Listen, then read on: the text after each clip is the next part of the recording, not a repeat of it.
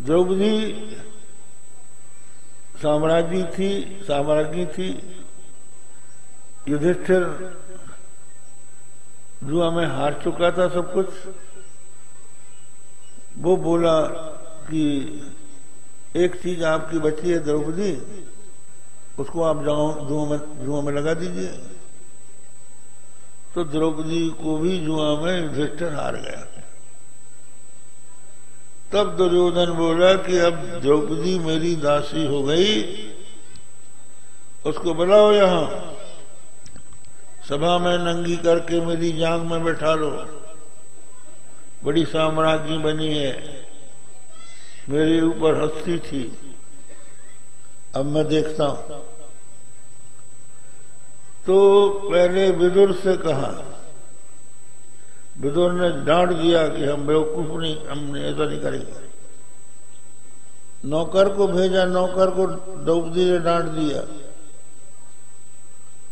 तो अपना भाई था दुशासन उसका, जिसके भुजाओं में 10,000 हाथी का बल था, उसको भेजा, जाओ उसको पकड़ के लाओ। तो द्रौपदी उस समय रजस्वला थी, एक वस्त्रा थी। उसने कहा कि इस अवस्था में मैं सभा में जाने योग्य नहीं हूं। उसने कहा कुछ नहीं, चल। और द्रौपदी के खुले केस पकड़ के घसीटते हुए वो लेके आ गया और सिर पकड़ के ही केस पकड़ के खड़ा कर दिया। द्रौपदी जब आ रही थी तो सोचा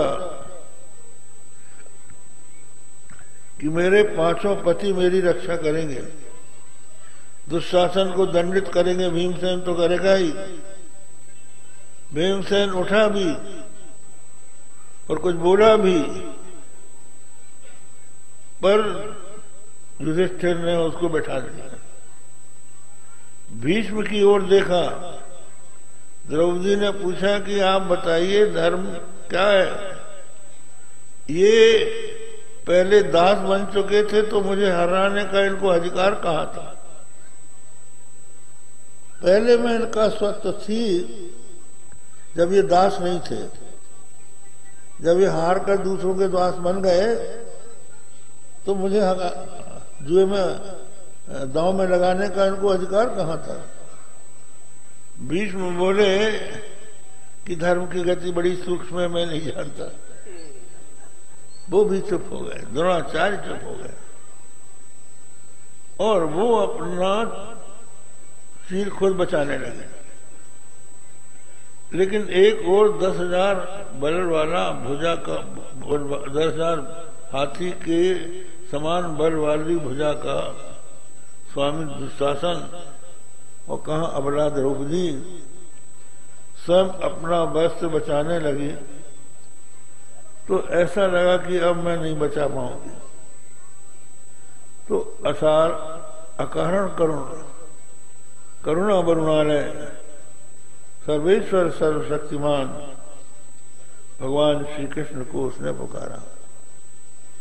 गोविंद द्वारका वासिन कृष्ण गोपी जनप्रिय कौरवई परिभूताम माम किन्न जानासि केशव। हे गोविंद, हे द्वारकावासी, हे गोपी जनों के प्यारे, कौरव मुझे सता रहे हैं, तुमको पता नहीं है। ऐसा कहते ही भगवान की अद्भुत माया हुई कि द्रौपदी का चीर बढ़ने लगा, एक से एक साड़ी निकलने लगी, यहां तक कि साड़ियों का पहाड़ लग गया।